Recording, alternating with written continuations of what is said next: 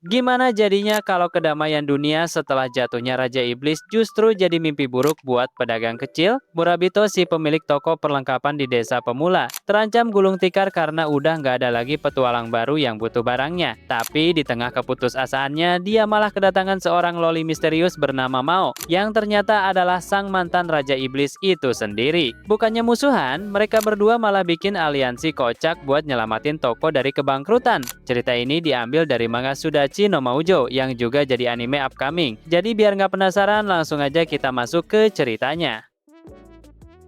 Cerita dimulai dengan memperlihatkan suasana di desa Saiso yang tenang, di mana seorang pemuda bernama Murabito yang masih berada di level 1 sedang sibuk melakukan pekerjaan kasar. Sambil memegang palu, ia berusaha memperbaiki sebuah bangunan kayu di bawah pengawasan para penduduk desa. Salah seorang warga berteriak memanggil namanya dengan keras, sementara yang lain mengingatkannya agar tetap tenang agar tidak bekerja berlebihan. Seorang wanita juga memperingatkan bahwa pekerjaannya sudah cukup dan ia bisa terluka jika terus memaksakan diri. Murabito membalas dengan penuh keyakinan agar mereka tidak perlu khawatir karena pekerjaannya hampir selesai. Namun saat sedang fokus, ia tiba-tiba terpeleset dan jatuh terperosok dari ketinggian. Penduduk yang melihatnya pun berteriak kaget saat tubuh Murabito menghantam tanah dengan keras. Meski merasakan sakit yang luar biasa dan tubuhnya berdenyut, Murabito tetap berusaha bangkit dan menyatakan bahwa perbaikan tersebut akhirnya telah tuntas. Melihat kondisi Murabito yang tampak kesakitan, seorang warga segera menghampiri dan bertanya apakah ia baik-baik saja. Murabito berusaha tegar dan mengatakan bahwa luka sebesar itu bukanlah masalah besar baginya. Ia kemudian mengeluarkan sebuah botol dan meminum isinya untuk memulihkan diri. Seketika, ia merasa kondisinya kembali prima dan menunjukkan ototnya dengan bangga sambil mengajak warga untuk melihat hasilnya. Dengan penuh semangat, Murabito menawarkan obat pemulihan bernama Kaikufuyaku kepada seorang pria bernama Kurt, menjelaskan bahwa obat tersebut sangat ampuh untuk meredakan rasa sakit dan menyembuhkan luka. Namun, Kurt justru menyemburkan obat tersebut dan membentak Murabito agar ia segera pergi ke dokter sungguhan untuk diperiksa secara medis. Murabito pun meminta maaf dan mengklarifikasi bahwa ia tidak bermaksud mengatakan toko milik Kurt tidak layak. Sementara warga lain mengingatkannya untuk lebih memperhatikan ucapannya. Murabito hanya bisa tertunduk lesu menyadari kesalahannya. Tak lama setelah itu, Murabito mulai mempromosikan bisnisnya dengan membagikan selebaran dan mengajak warga untuk mengunjungi toko barang atau item shop miliknya. Ia berpesan agar mereka tidak ragu menghubunginya jika membutuhkan bantuan di masa depan. Meskipun para penduduk berterima kasih atas bantuannya selama ini, mereka mulai meragukan kelangsungan bisnis Murabito. Salah satu warga bertanya apakah menjadikan toko barang sebagai bisnis utama adalah langkah yang tepat, mengingat saat ini bisnis tersebut dianggap tidak akan lagi menghasilkan keuntungan. Lokasi tempat mereka berada ini dikenal sebagai Desa Saiso, sebuah pemukiman yang juga dijuluki sebagai desa level 1. Narasi menjelaskan bahwa kehidupan di desa tersebut sebenarnya tergolong mudah, meskipun banyak orang yang berniat melakukan petualangan telah lama pergi meninggalkan tempat itu. Desa ini tetap menarik bagi para petualang karena adanya rumor mengenai keberadaan monster level tinggi. Banyak orang datang ke sana dengan satu tujuan yang sama, yaitu untuk menantang Raja Iblis. Namun sayangnya semua upaya para petualang tersebut selalu berakhir dengan kegagalan. Akan tetapi di antara sekian banyak orang muncul seorang pemuda yang dipuji sebagai sang pahlawan. Pemuda itulah yang pada akhirnya berhasil mengalahkan Raja Iblis dan mengakhiri ancamannya. Kembali ke sosok pemuda yang rajin membantu di desa. Ia memperkenalkan dirinya sebagai Murabito. Ia menegaskan bahwa dirinya adalah penduduk asli yang lahir dan dibesarkan sepenuhnya di desa Saisho tanpa ada campuran dari luar. Murabito menjalani hari-harinya dengan membantu segala keperluan warga, mulai dari menangkap babi yang lepas, memperbaiki dermaga, mencuci piring, membuang sampah, hingga mengantarkan barang-barang pesanan. Setiap kali warga memanggil namanya untuk meminta tolong, ia selalu menjawab dengan sigap dan penuh semangat untuk menyelesaikan tugas-tugas tersebut. Murabito kemudian menceritakan tentang mendiang ayahnya yang memiliki nama yang sangat tidak biasa, yaitu Cici. Sang ayah dulunya memiliki sebuah toko barang tepat di desa tersebut, yang kemungkinan besar merupakan tempat kelahiran Murabito. Bangunan batu yang kokoh itu dikenal sebagai toko Sudachi atau item shop. Murabito mengenang ayahnya sebagai sosok pria yang sangat pemberani. Selama 10 tahun terakhir, ia memiliki kebiasaan untuk selalu mengunjungi toko tersebut sebelum pergi berbelanja. Baginya, tempat itu bukanlah sekadar toko barang biasa yang bisa ditemukan di mana saja, melainkan sebuah toko barang legendaris yang memiliki nilai sejarah tersendiri dalam hidupnya. Meskipun toko Sudachi merupakan toko barang yang sangat bergengsi, Murabito menyadari bahwa bisnisnya sedang menghadapi hambatan besar 000 yen. Namun, ia terkejut ketika menghitung perolehan terbaru yang hanya berjumlah 580 yen. Alih-alih sedih, Murabito justru merasa sangat senang dan tidak percaya karena angka tersebut ternyata 200 yen lebih banyak dibandingkan bulan lalu. Kemerosotan bisnis ini merupakan dampak nyata sejak kematian Raja Iblis 100 tahun yang lalu, yang memaksa toko tersebut memasang papan pengumuman diskon 50% untuk seluruh barang dagangannya. Industri toko barang terus mengalami penurunan sejak jumlah petualang berkurang drastis. Toko yang dulunya merupakan tempat populer bagi para petualang untuk beristirahat, kini berubah menjadi berantakan dan hanya menjadi tempat yang didatangi oleh orang-orang tua. Murabito merasa bahwa memiliki hari kerja yang damai memang menyenangkan. Namun di sisi lain hal itu terasa sangat membosankan, karena hampir tidak ada yang membutuhkan obat pemulihan. Di desa Saiso yang jarang terjadi insiden, pelanggan tetapnya hanyalah sepasang petani lansia. Namun lamunan Murabito terhenti seketika saat ia mendengar suara benturan keras dan kegaduhan dari arah depan tokonya. Di luar toko, terlihat sosok misterius yang mengenakan jubah hitam bertudung sedang berdiri di atas bendera toko yang terjatuh. Sosok tersebut tampak terengah-engah dan kelelahan. Murabito segera bergegas keluar dan membuka pintu dengan keras untuk memastikan keadaan orang tersebut. Ia bertanya dengan penuh kekhawatiran apakah sosok itu baik-baik saja. Saat itulah, sosok di balik jubah tersebut mendongak, memperlihatkan wajah seorang gadis dengan tatapan mata yang sangat tajam dan mendalam. Murabito terpaku saat melihat wajah gadis itu secara langsung. Ia merasa seolah-olah sedang menatap matahari karena keindahan yang baru pertama kali ia lihat seumur hidupnya. Fokus perhatiannya tertuju pada mata gadis tersebut yang berwarna emas cerah dan sangat mempesona. Menyadari dirinya diperhatikan, gadis itu terkejut dan segera menarik tudung jubahnya kembali dengan cepat untuk menyembunyikan wajahnya dari pandangan Murabito. Murabito segera meminta maaf dan meminta gadis itu untuk tidak memedulikan bendera toko yang terinjak, karena ia bisa memperbaikinya nanti. Ia lebih mengkhawatirkan apakah gadis itu terluka atau tidak. Namun gadis itu justru bergumam bahwa semuanya telah hancur sebelum akhirnya berbalik dan lari meninggalkan tempat tersebut. Murabito merasa bingung dengan maksud perkataan gadis itu. Saat ia mengambil bendera tokonya yang terjatuh, ia menyadari ada bekas injakan kaki tepat di atas tulisan pahlawan yang tertera pada bendera tersebut. Setelah kembali ke dalam toko, Murabito merenungkan identitas gadis misterius tadi yang jelas-jelas bukan berasal dari desa level 1 seperti desa Saisho. Ia mulai mencari informasi melalui buku dan sempat mengira gadis itu adalah seorang half-elf. Namun, ia kemudian menemukan catatan tentang ciri-ciri mata emas yang identik dengan ras iblis. Hal ini membuatnya heran karena seluruh penduduk desa mengetahui bahwa semua iblis telah dikalahkan oleh para pahlawan di masa lalu. Meski diliputi tanda tanya, Murabito yang sedang dalam suasana hati yang baik memutuskan untuk mengepel lantai tokonya. Tiba-tiba, lonceng pintu toko berbunyi, menandakan kedatangan seseorang. Keheningan di dalam toko seketika pecah saat wali kota desa Saisho yang berlevel 1 datang berkunjung dengan sangat ceria. Sambil melambaikan tangan, ia menyapa Murabito dan mengatakan bahwa ada hal singkat yang ingin ia sampaikan. Sang wali kota kemudian menjelaskan dengan penuh semangat bahwa desa Saisho adalah tempat suci bagi keberangkatan para petualang. Ia menyatakan bahwa sekarang adalah waktunya untuk melakukan revitalisasi desa. Murabito yang merasa asing dengan istilah tersebut kemudian bertanya, apa maksud dari kalimat tempat suci untuk merevitalisasi desa? Dengan antusiasme yang meluap-luap, wali kota menjawab bahwa ia sedang sangat bersemangat karena tempat ini bisa menjadi lokasi keberangkatan atau bahkan sebuah tempat perlindungan. Murabito semakin tidak mengerti dengan arah pembicaraan tersebut, namun sang wali kota mendesaknya untuk segera bersiap-siap. Wali kota akhirnya menjelaskan rencana intinya, yaitu ia ingin membeli toko item milik Murabito dan mengubahnya menjadi aula peringatan pahlawan. Mendengar hal itu, Murabito langsung bereaksi keras dan mengancam wali kota dengan alat pembersih di tangannya. Ia menegaskan dengan penuh amarah bahwa ia tidak akan pernah membiarkan siapapun membeli toko peninggalan ayahnya. Sang wali kota yang merasa ketakutan mencoba menenangkan Murabito dan berdalih bahwa rencana ini dilakukan demi kebaikan Murabito sendiri karena semua orang merasa khawatir. Ia menyinggung kejadian saat iblis datang ke toko tersebut dan Murabito tetap berusaha melindunginya meski dalam bahaya.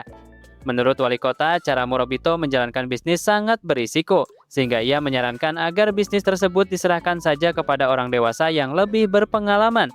Murabito dengan tegas menolak tawaran tersebut dan mengatakan bahwa meski ia senang karena diperhatikan, ia tetap tidak bersedia melepaskan tokonya. Wali kota kemudian mengubah topik pembicaraan dan mengingatkan bahwa Murabito kini sudah berusia 18 tahun, sehingga sudah waktunya bagi dia untuk berhenti bermain-main dan mencari seorang wanita. Ia berpendapat bahwa Murabito pasti membutuhkan seorang istri untuk membuat orang lain terkesan. Wali kota bahkan berseloroh bahwa jika Murabito merasa kewalahan mengurus toko, ia bisa membiarkan istrinya yang melakukan pekerjaan tersebut. Ia mendesak Murabito untuk melepaskan toko itu agar bisa hidup bebas. Murabito tampak sangat tertekan dengan segala tekanan tersebut, hingga akhirnya ia tertunduk dan bergumam bahwa ia telah mengerti. Tiba-tiba, Murabito bangkit dengan mata yang berapi-api dan menyatakan bahwa ia telah memutuskan untuk mencari seorang pengantin. Ia merasa sangat yakin bahwa para wanita pasti akan tertarik pada pemilik toko yang imut dan kaya raya. Dengan penuh tekad, ia berteriak akan melakukannya dan langsung berlari keluar toko dengan sangat cepat. Wali kota yang melihat hal itu merasa bingung karena bukan itu maksud dari perkataannya. Ia hanya bisa menghela napas panjang sambil bertanya-tanya bagaimana orang tua Murabito mendidiknya hingga ia tumbuh menjadi pemuda yang sangat bodoh. Cerita kemudian berpindah ke sebuah kota di sebelah desa Saisho, di mana suasana malam hari di sana tampak sangat meriah dengan suara orang-orang yang sedang bersulang di dalam sebuah bar. Di dalam bar tersebut, Murabito ternyata sedang mengikuti acara kencan kelompok. Seorang gadis bernomor 7 yang memperkenalkan diri sebagai Alice Chan menyapanya dengan genit, diikuti oleh gadis nomor 6 yang menyatakan senang bertemu dengannya. Murabito membalas sapaan tersebut dengan suara yang sangat keras hingga membuat para gadis terkejut. Ketika ia memperkenalkan namanya sebagai Murabito, para gadis itu justru menganggap namanya sangat imut karena memiliki arti orang desa. Dalam hatinya, Murabito merasa sangat bersyukur kepada ayahnya karena telah memberikan nama tersebut. Percakapan terus berlanjut hingga salah satu gadis mulai menanyakan apa pekerjaan Murabito dan berapa penghasilan tahunannya. Murabito dengan sedikit ragu menjelaskan bahwa ia menjalankan sebuah bisnis toko item yang bernama Sudachi Shop. Mendengar hal itu, para gadis langsung terkesan karena mengetahui Murabito sudah memiliki bisnis sendiri di usia muda. Salah satu gadis kemudian bertanya lebih lanjut apakah Murabito pernah menjadi orang yang hebat atau penting di masa lalu. Ingin memberikan kesan yang luar biasa, Murabito menjawab dengan penuh percaya diri bahwa dirinya adalah seorang pahlawan. Pernyataan tersebut seketika memicu kehebohan luar biasa di antara para gadis. Mereka berteriak kegirangan dan seolah tidak percaya bahwa mereka sedang berhadapan dengan seorang pahlawan yang pemberani. Murabito sendiri tampak sedikit tertegun melihat reaksi histeris para wanita di hadapannya. Murabito terkejut melihat betapa populernya gelar pahlawan di mata para wanita tersebut. Mereka seketika menghujani Murabito dengan berbagai pertanyaan penuh antusias, mulai dari kapan ia menjadi pahlawan hingga apa yang ia lakukan sebelum menyandang gelar tersebut.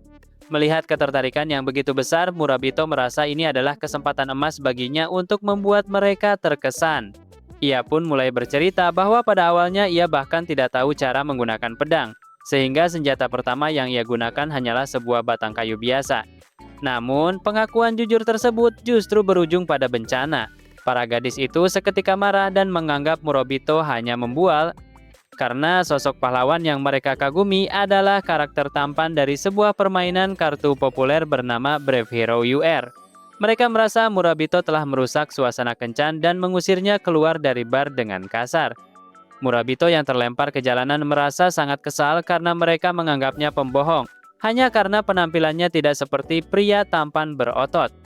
Ia merutuki sikap dangkal para wanita tersebut yang awalnya memuja namun langsung mencaci hanya karena ia tidak sesuai dengan imajinasi mereka. Sambil berjalan pulang dengan lesu, Murabito menegaskan dalam hati bahwa semua ceritanya adalah kebenaran. Ia kemudian teringat pada mendiang ayahnya dan mengakui bahwa sejak awal dirinya memang bukanlah seorang pahlawan sejati. Kesialannya malam itu semakin lengkap saat ia memeriksa sisa uang di tangannya yang hanya tinggal beberapa keping koin. Setelah membayar biaya partisipasi kencan yang mahal, ia tidak memiliki uang lagi untuk transportasi dan terpaksa pulang dengan berjalan kaki. Murabito merasa sangat tertekan karena jika kondisi keuangannya terus memburuk seperti ini, ia terancam akan kehilangan toko item miliknya. Ingatannya kemudian melayang kembali ke peristiwa 12 tahun yang lalu saat ia masih berusia 6 tahun. Kala itu, Murabito kecil sudah sangat kritis terhadap cara ayahnya mengelola toko Sudachi. Ia memprotes keras kebiasaan ayahnya yang sering memberikan barang secara gratis kepada pelanggan yang tidak mampu membayar. Menurut Murabito, tindakan tersebut hanya akan membuat bisnis mereka hancur karena keuntungan mereka menjadi nol. Meskipun dikritik dengan sangat tajam oleh anaknya sendiri mengenai konsep margin keuntungan, sang ayah hanya bisa meminta maaf dan beralasan bahwa ia hanya ingin menolong orang-orang yang sedang kesulitan. Murabito kecil bahkan sempat berseloroh agar ayahnya segera mewariskan toko tersebut kepadanya, karena ia merasa jauh lebih kompeten dalam mencari penghasilan dibandingkan sang ayah. 2 tahun kemudian, saat Murabito berusia 8 tahun, ia mulai membaca tentang legenda pahlawan yang mengalahkan Raja Iblis di masa lalu. Di sela-sela waktu itu, sang ayah sempat merenung dan bertanya, apakah toko mereka masih akan dibutuhkan jika suatu saat dunia benar-benar telah menjadi damai sepenuhnya. Pertanyaan filosofis ayahnya sempat membuat Murabito bingung, namun sang ayah segera menenangkannya dengan sebuah usapan lembut di kepala. Sang ayah meyakinkan Murabito bahwa saat masa damai itu tiba, toko Sudachi akan sepenuhnya menjadi milik Murabito, dan ia berharap putranya bisa menjadikannya toko yang sangat menguntungkan. Murabito hanya bisa terdiam mendengar harapan ayahnya yang ia anggap sedikit salah paham tersebut. Namun, momen hangat itu tiba-tiba terhenti saat perhatian mereka berdua teralihkan oleh sebuah berita besar di surat kabar. Keduanya tampak sangat terperanjat saat melihat berita utama yang mengumumkan kemunculan sosok pahlawan baru di dunia mereka. Tragedi memilukan kemudian menimpa keluarga mereka, di mana seseorang menyampaikan kabar berat kepada Murabito kecil bahwa ayahnya telah tiada. Dalam ingatan yang menyesakan, sang ayah terlihat tersenyum meski terluka parah di tengah hujan yang mengguyur deras. Seolah ada sesuatu yang ingin ia tunjukkan kepada putranya namun tidak sempat tersampaikan. Murabito hanya bisa berteriak histeris memanggil ayahnya di depan reruntuhan kereta dagang milik Brave Travel Team yang hancur total. Seseorang mencoba menahan Murabito karena situasi yang sangat berbahaya, namun bocah itu terus memohon agar kejadian tersebut dihentikan, tidak mampu menerima kenyataan pahit bahwa ayahnya telah pergi selamanya. Penyesalan mendalam terus membayangi pikiran Murabito saat ia berdiri di depan makam ayahnya, mempertanyakan mengapa ia tidak menyadari beban berat yang akan ia pikul di bawah guyuran hujan hari itu. Ia merenungkan alasan mengapa pertempuran menentukan harus terjadi di dataran utara, di mana ia menyaksikan para prajurit tewas satu demi satu di depan matanya sendiri. Orang-orang mengenang ayahnya sebagai pemilik toko paling berani dalam sejarah, yang rela pergi ke medan perang hanya demi mengantarkan obat pemulihan.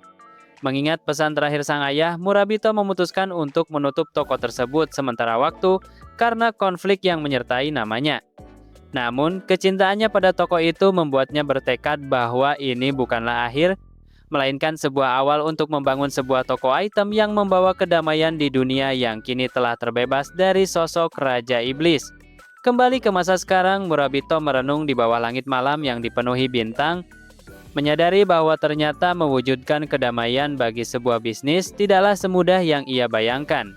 Ia merasa rencananya sama sekali tidak berjalan lancar dan bahkan sempat terlintas pemikiran liar di kepalanya bahwa mungkin jika Raja Iblis masih hidup, tokonya tidak akan hancur seperti sekarang. Namun, ia segera menepis fantasi gila tersebut sambil memukul kepalanya sendiri, merasa malu karena telah memikirkan hal yang tidak masuk akal di tengah usahanya untuk tetap tegar. Saat sedang berjalan menyusuri tebing, perhatian Murabito tiba-tiba teralihkan oleh sosok seseorang yang berdiri di puncak ketinggian. Ia sangat terkejut saat menyadari bahwa sosok yang terlihat gemetar di ujung tebing tersebut adalah gadis yang sebelumnya berdiri diam di depan tokonya. Dengan perasaan cemas, Murabito mencoba memanggil gadis itu, bertanya-tanya apa yang sedang ia lakukan di tempat berbahaya seperti itu di tengah malam yang sunyi. Ketakutan Murabito menjadi kenyataan saat ia melihat gadis itu tiba-tiba terjatuh dari atas tebing yang sangat tinggi. Ia berteriak meminta gadis itu untuk segera turun, namun terlambat karena tubuh gadis itu sudah melayang jatuh ke arah jurang. Murabito terbelalak tidak percaya menyaksikan kejadian mengerikan di depan matanya, menyadari sepenuhnya bahwa jika ia tidak melakukan sesuatu, Gadis tersebut pasti akan kehilangan nyawanya saat menghantam dasar jurang.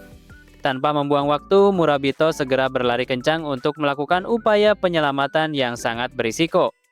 Ia memanfaatkan keahliannya sebagai pemilik toko item dengan menggunakan persediaan yang ia miliki, dimulai dengan meminum speed buff drink untuk meningkatkan kecepatan geraknya secara drastis. Tidak hanya itu, ia juga menggunakan item sihir angin bernama Light as a Feather untuk membuat tubuhnya menjadi seringan bulu agar ia bisa bergerak lebih lincah dan melompat demi menangkap gadis yang sedang terjatuh tersebut. Murabito melompat dengan penuh keputusasaan, mengulurkan tangannya sekuat tenaga sambil terus merapal doa agar ia bisa sampai tepat waktu. Dalam benaknya, ia terus berteriak memohon kepada Tuhan agar usahanya tidak sia-sia dan ia bisa mencapai posisi gadis itu sebelum semuanya terlambat. Upayanya membuahkan hasil saat ia berhasil menangkap tubuh gadis itu di tengah udara. Murabito sempat merasa lega dan berseru penuh kemenangan karena telah berhasil meraihnya. Namun, kegembiraan itu hanya bertahan sesaat karena tiang kayu di atas tebing yang menjadi tumpuan tali pengamannya tiba-tiba patah akibat tidak kuat menahan beban mereka berdua.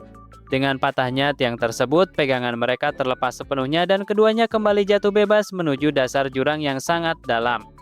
Murabito menyadari bahwa situasi ini telah berakhir dan mereka berada dalam bahaya besar. Saat mereka melayang jatuh melewati ketinggian pepohonan, ia hanya bisa menatap gadis di pelukannya dengan perasaan pasrah. Di tengah gravitasi yang menarik mereka ke bawah, Murabito mencoba menelan ludah dan menenangkan dirinya sendiri meskipun tubuhnya gemetar hebat karena ketakutan. Ia mendekap gadis itu dengan sangat erat, berusaha meyakinkan diri bahwa semuanya akan baik-baik saja dan ia tidak boleh merasa takut. Dalam hati, ia berharap setidaknya ia bisa menjadi pahlawan yang sesungguhnya bagi gadis ini, meskipun itu adalah hal terakhir yang ia lakukan dalam hidupnya. Benturan sangat keras terjadi saat mereka menghantam dasar jurang, menimbulkan kepulan debu yang membubung tinggi di area tersebut. Tak lama kemudian, gadis itu perlahan terbangun dan duduk dengan kondisi linglung sambil merintih pelan. Terlihat jelas bahwa gadis tersebut memiliki sepasang tanduk hitam di kepalanya, mengungkap identitas aslinya yang bukan merupakan manusia biasa.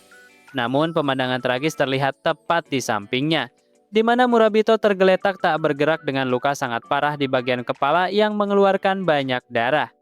Gadis iblis itu menatap sosok pemuda yang telah melindunginya dengan tatapan bingung dan penuh tanda tanya. Tanpa mengetahui identitas maupun motif di balik tindakan nekat tersebut, ia hanya bisa terdiam sambil bertanya-tanya mengenai siapa sebenarnya pemuda yang kini terkapar bersimbah darah di hadapannya itu. Gadis itu merenungkan berbagai kemungkinan cara untuk mati, mulai dari tenggelam, terbakar, tersengat listrik, hipotermia, hingga terkena racun. Namun situasi saat ini benar-benar membuatnya merasa terganggu.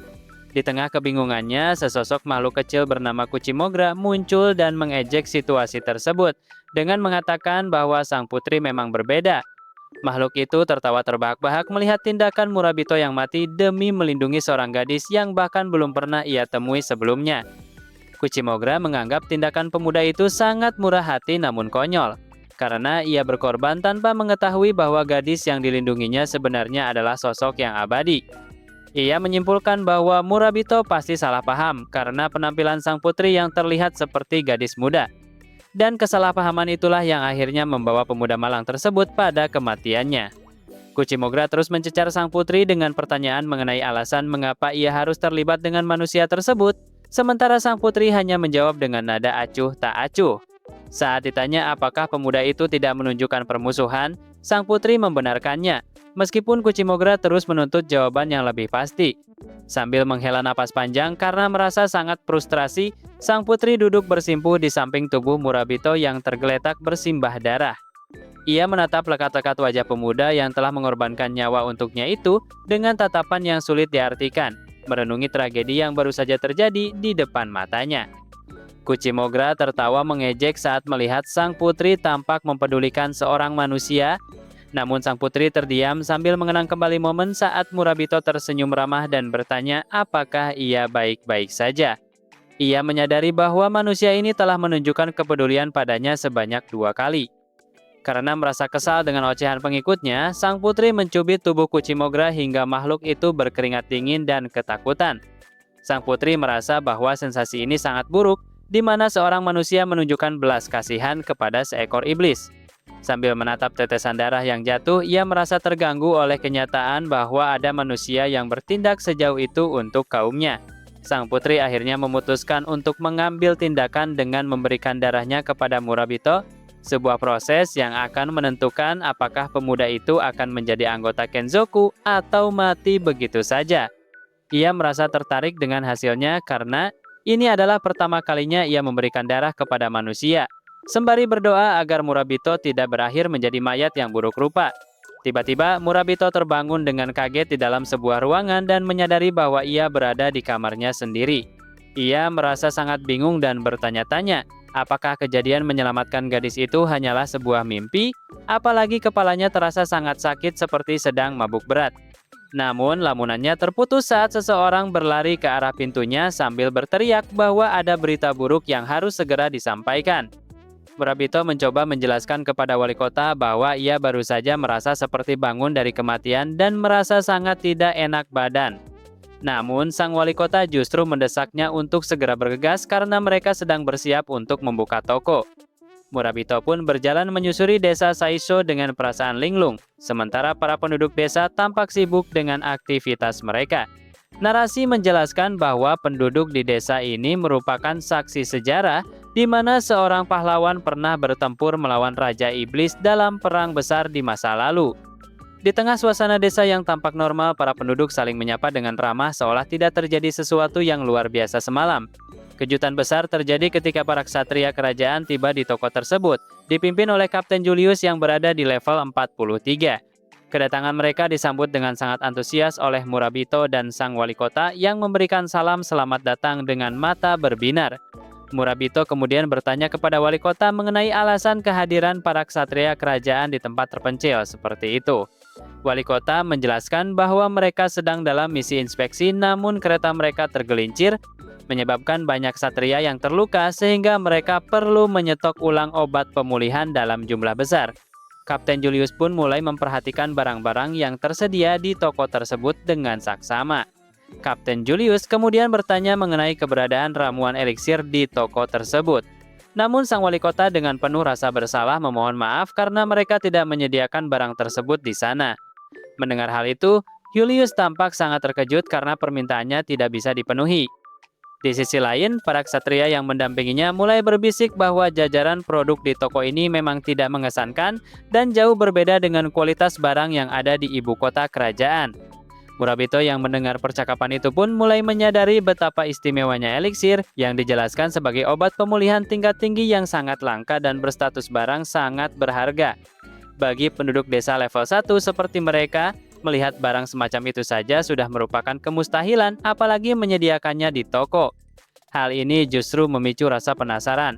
Murabito yang seketika merasa kagum dan bersemangat, bahkan ia menyatakan keinginannya untuk segera pergi ke ibu kota demi melihat barang tersebut, yang membuat wali kota merasa sedikit khawatir dengan antusiasme pemuda itu. Di dalam benaknya, Murabito merenungkan sosok pahlawan legendaris yang berhasil mengalahkan Raja Iblis dan berharap suatu hari nanti ia bisa bertemu dengannya. Perhatian Julius kemudian teralih pada sebuah bendera yang terpasang di depan toko dan menanyakan benda apa sebenarnya itu. Dengan penuh rasa bangga, Murabito menjelaskan bahwa bendera tersebut adalah totem sekaligus kebanggaan toko mereka. Ia kemudian mulai menceritakan kenangan 12 tahun yang lalu saat ia masih kecil dan baru mulai menjaga toko. Berdasarkan ingatannya pada perjalanan pertama sang pahlawan dahulu, toko inilah yang menjadi tempat pertama yang dikunjungi oleh sosok legendaris tersebut untuk mempersiapkan perjalanannya. Murabito mengenang kembali momen ketika sang pahlawan masih berupa seorang anak laki-laki yang hanya membawa sebatang kayu sebagai senjatanya. Saat itu sang pahlawan datang ke tokonya dengan penuh semangat untuk membeli paket perlengkapan dasar petualang. Murabito mengingat betapa ia tidak mengucapkan kata perpisahan, melainkan sebuah doa agar sang pahlawan bisa kembali lagi suatu saat nanti. Mendengar cerita tersebut, Julius sempat bertanya untuk memastikan kebenaran kisah itu. Namun secara tiba-tiba dan tanpa peringatan, sang kapten menghunuskan pedangnya dan menebas bendera kebanggaan toko tersebut hingga robek. Tindakan brutal yang dilakukan secara mendadak ini membuat Murabito dan wali kota terbelalak karena sangat terkejut dan tidak percaya dengan apa yang baru saja terjadi. Julius dengan angkuh menyatakan bahwa mengaitkan tempat ini dengan sosok pahlawan adalah sebuah penistaan yang tidak bisa dibiarkan. Ia mengeluh bahwa belakangan ini semakin banyak orang yang mengaku-ngaku memiliki kaitan dengan pahlawan. Dan ia menyarankan agar wali kota lebih baik mencari keuntungan dengan cara lain daripada menyebarkan kebohongan semacam itu. Dengan tatapan yang mengintimidasi dan penuh amarah, Julius menegaskan bahwa pahlawan adalah keberadaan yang suci, sementara penduduk desa ini bahkan tidak tahu di mana sang pahlawan sebenarnya dilahirkan. Ia menuduh Murabito dan penduduk desa sebagai musuh kemanusiaan karena telah menyebarkan kebohongan besar mengenai pahlawan yang hanya bermodalkan kayu, yang menurutnya adalah tindakan yang pantas dihukum mati. Meskipun dalam keadaan tertekan, Murabito berusaha membela diri dan menegaskan bahwa sosok yang ia ceritakan memang benar-benar seorang pahlawan sejati. Di tengah ketegangan tersebut, salah satu ksatria melapor kepada Julius bahwa kecelakaan kereta mereka yang tergelincir terasa sangat mendadak dan tidak wajar. Julius pun mulai merangkai teori konspirasi dan menuduh bahwa penduduk desa sengaja menyabotase kereta mereka agar para ksatria terpaksa mampir dan berbelanja di toko barang ini. Dengan nada merendahkan, ia menyebut bahwa desa miskin semacam ini sangat mungkin melakukan hal licik tersebut demi menjual barang-barang berkualitas rendah milik mereka. Sambil mencengkeram pakaian Murabito dengan kasar, Julius terus menghina kemiskinan dan kualitas barang yang mereka tawarkan. Menganggap seluruh situasi ini hanyalah akal-akalan penduduk desa untuk mendapatkan uang dari para ksatria kerajaan. Sambil menatap bendera toko yang telah hancur, Murabito teringat kembali masa kecilnya, di mana semua penduduk desa sangat baik kepadanya dan selalu membantunya saat ia kesulitan. Bahkan ketika ia gagal mengirimkan obat pemulihan tepat waktu. Kenangan akan kebaikan hati para penduduk desa Saiso yang saling membantu itulah yang membuatnya sadar akan harga diri tempat tinggalnya. Dengan ekspresi wajah yang berubah menjadi dingin dan tegas, Murabito tidak lagi menunjukkan rasa takut di hadapan sang kapten ksatria. Ia kemudian memberikan perintah singkat namun penuh penekanan kepada Julius dan pasukannya untuk segera pergi dari tempat tersebut. Perubahan sikap Murabito yang tiba-tiba ini membuat Kapten Julius tertegun dan bertanya-tanya atas keberanian pemuda di hadapannya tersebut. Murabito dengan tatapan tajam dan penuh amarah menegaskan bahwa toko mereka sama sekali tidak akan menawarkan produk apapun kepada orang-orang brengsek seperti para ksatria tersebut. Namun, sebelum situasi semakin memanas, sang kepala desa tiba-tiba mengintervensi dengan mengangkat tangannya dan meminta Murabito untuk menghentikan tindakannya. Dengan sikap yang sangat rendah hati, kepala desa tersebut membungkuk dan memohon maaf yang sebesar-besarnya kepada sang ksatria atas kelancangan Murabito. Ia kemudian mulai berbicara dengan nada yang lebih tenang namun penuh maksud tertentu, menyatakan bahwa ada sesuatu yang ingin ia sampaikan secara langsung kepada mereka.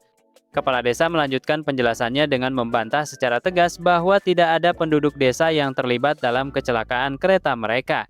Meski demikian, ia menegaskan bahwa bendera toko yang hancur adalah properti milik desa, sehingga ia memerintahkan para ksatria untuk menggantinya. Dengan tatapan yang mendalam, ia memberikan ancaman terselubung bahwa jika mereka tidak patuh, ia sendiri yang akan memberikan hukuman dan menjadi satu-satunya pihak yang menerima kompensasi uang tersebut.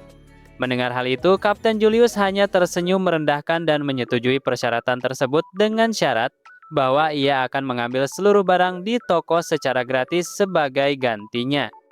Tanpa diduga, kepala desa justru berterima kasih dan bersedia membantu memuat barang-barang tersebut ke kereta mereka. Tindakan ini membuat Murabito terkejut dan merasa dikhianati. Namun sang kepala desa hanya bisa meminta maaf kepada pemuda itu atas keputusan yang ia ambil. Sambil menundukkan kepala dengan wajah yang tampak sedih, kepala desa menyebut dirinya sebagai pemimpin desa yang sangat menyedihkan dan tidak memiliki keberanian. Ia mengaku bisa memahami jika Murabito merasa marah kepadanya karena sikap pengecut tersebut. Akan tetapi, Murabito yang awalnya sangat kesal tiba-tiba menyadari sesuatu saat melihat tangan sang kepala desa yang terkepal sangat kuat hingga bergetar di balik punggungnya. Murabito menyadari bahwa kepala desa sebenarnya sedang menahan amarah yang luar biasa dan hanya mencoba untuk melindunginya dari bahaya yang lebih besar. Di kejauhan, suara tawa meremehkan dari para ksatria mulai terdengar, menandakan bahwa mereka merasa telah memenangkan situasi tersebut. Para ksatria kerajaan tersebut kemudian menginap di sebuah penginapan desa sambil terus tertawa terbahak-bahak dan menghina desa tersebut sebagai tempat yang bodoh. Murabito hanya bisa tertunduk lesu dan meminta maaf atas ketidakberdayaannya sebagai seorang anak. Di dalam penginapan, para ksatria dengan sombongnya mengejek Murabito yang masih mempercayai keberadaan pahlawan pemberani, sesuatu yang menurut mereka sudah tidak ada lagi di dunia ini.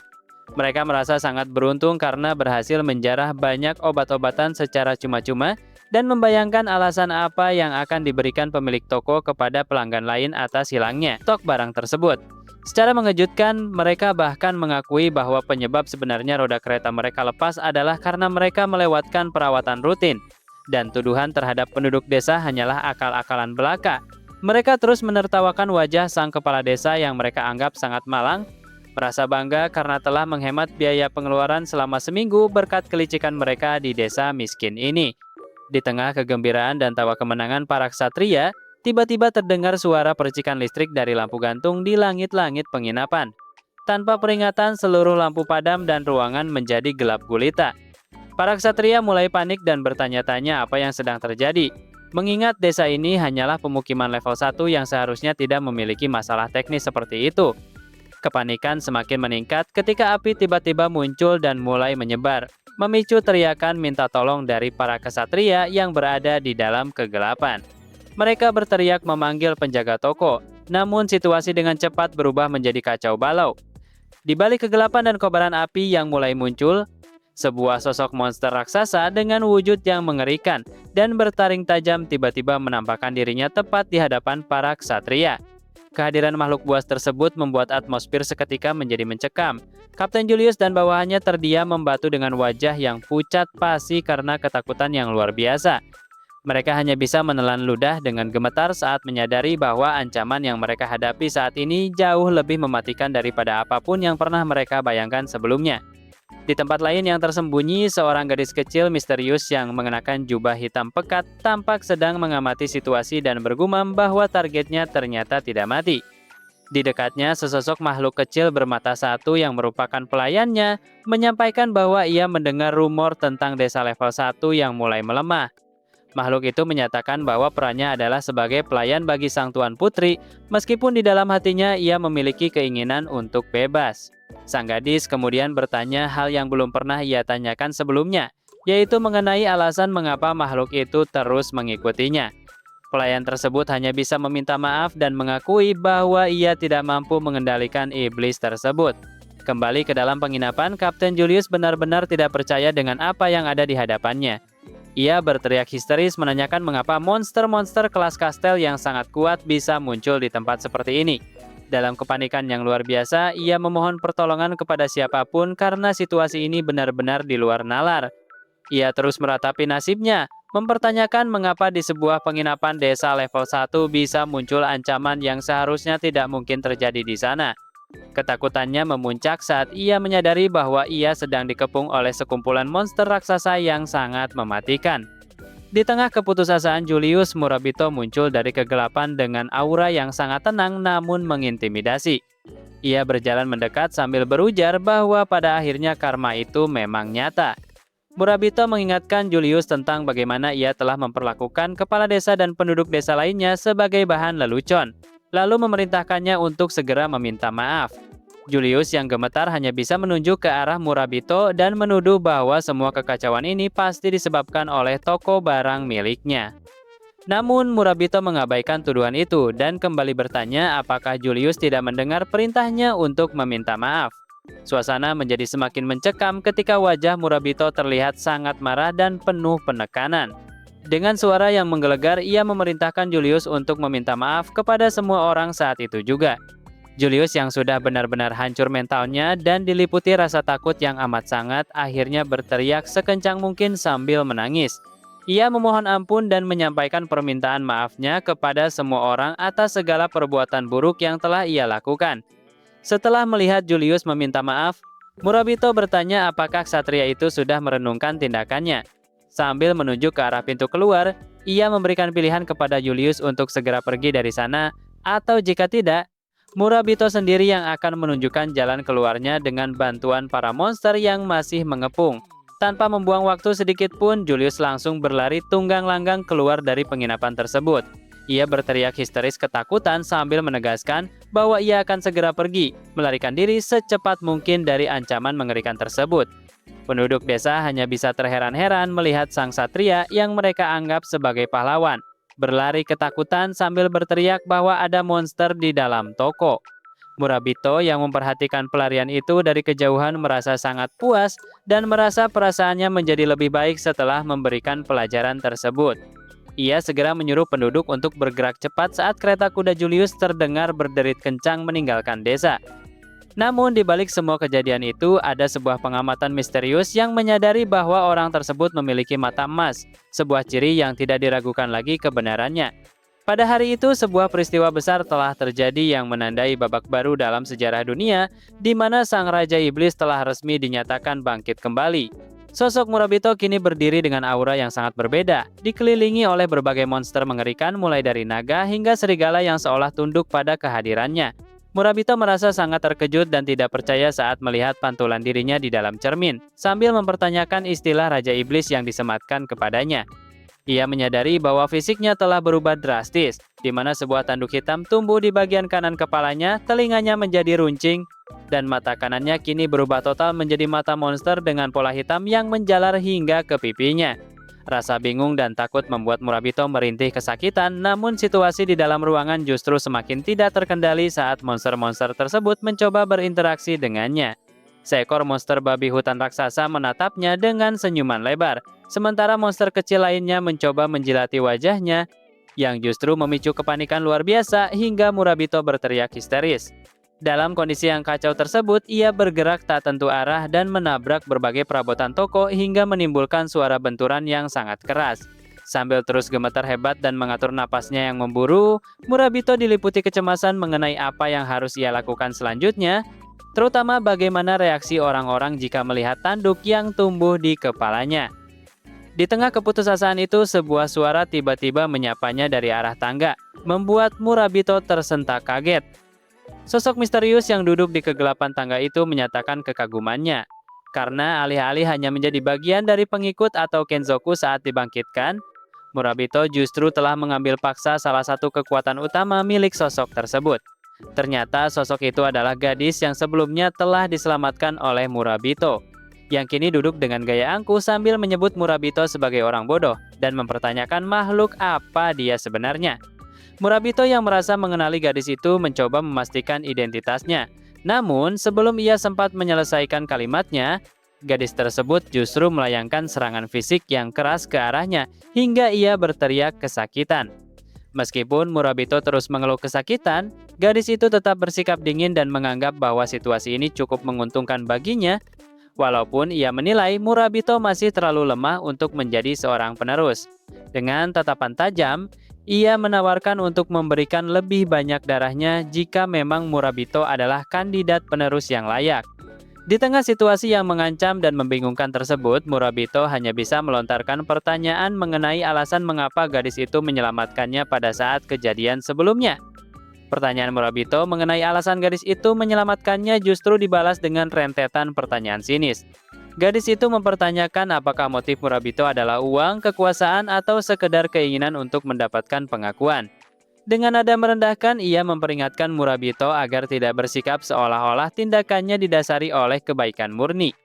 Ia menekankan ironi yang terjadi di mana Murabito kini berakhir di tempat tersebut sebagai salah satu iblis, makhluk yang seharusnya ia benci. Murabito yang tampak terguncang mulai merenungkan apa sebenarnya definisi dari seorang iblis, sebelum akhirnya ia mencoba mengutarakan sesuatu dengan nada meminta maaf yang ragu-ragu. Murabito dengan jujur mengungkapkan pandangannya bahwa baginya, sosok di hadapannya itu hanyalah terlihat seperti gadis muda yang normal dan baik hati. Ia menegaskan bahwa dirinya sama sekali tidak melihat adanya unsur iblis pada gadis tersebut. Pernyataan yang tulus itu seketika membuat si gadis tertegun dan wajahnya memerah karena malu.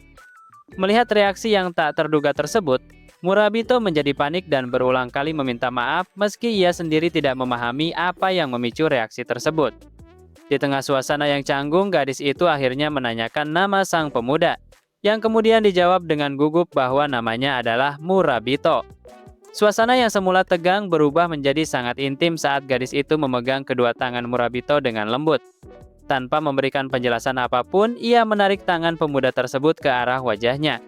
Dengan perlahan, ia menggigit jari Murabito, sebuah tindakan simbolis yang dilakukan dengan penuh perasaan, membuat Murabito terpaku dalam keheningan saat merasakan sentuhan tersebut. Murabito tersentak dan berteriak kaget saat gadis itu tiba-tiba memberikan ancaman agar Murabito segera balas menggigitnya, atau ia akan dibunuh. Di tengah kepanikan tersebut, si gadis justru menyimpulkan secara sepihak bahwa apa yang terjadi di antara mereka adalah cinta pada pandangan pertama. Dengan penuh semangat, ia menyatakan keinginannya untuk memanjakan Murabito dan akhirnya memperkenalkan identitas aslinya sebagai Mao. Ia mengungkapkan fakta mengejutkan bahwa dirinya seharusnya sudah tewas 10 tahun yang lalu. Namun kini ia berada di sana untuk menjadi saksi atas kemunculan Raja Iblis generasi ke-777. Di hadapan sekumpulan monster yang menyaksikan, Mao mengangkat tangan Murabito dan dengan penuh otoritas menyatakan bahwa mulai detik ini, mereka resmi menjadi sepasang suami istri. Tidak hanya itu, ia juga menobatkan Murabito sebagai Raja Iblis generasi ke-777 secara sah. Murabito yang masih syok hanya bisa memberikan respons kebingungan. Tidak menyangka bahwa statusnya telah berubah drastis dari seorang penduduk desa biasa menjadi pemimpin tertinggi kaum iblis, sekaligus suami dari sosok misterius tersebut.